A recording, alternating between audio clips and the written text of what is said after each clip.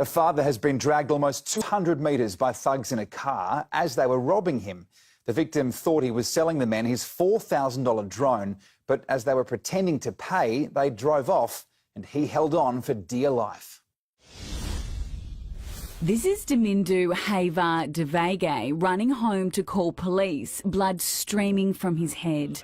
The father of two had just been dragged by two thugs in a car who tried to rob him. I realized that they're going to take off, without paying. So I didn't think of anything. I just jumped with him into the car. As he hung from the passenger side of the Commodore, one of the cowards punched him repeatedly to the head.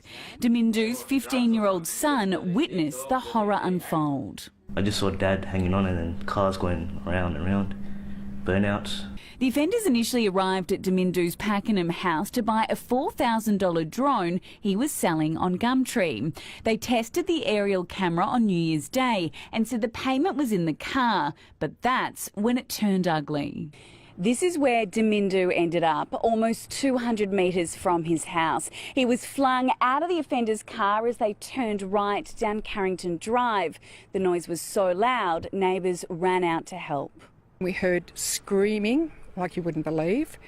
We heard car screech, a thud. Damindu spent a night in Casey Hospital with wounds to his arm and head. The Pakenham father suspects the offenders are likely to strike again.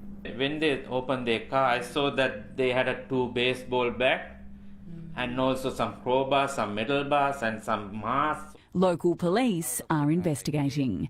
Emily Angwin, 7 News.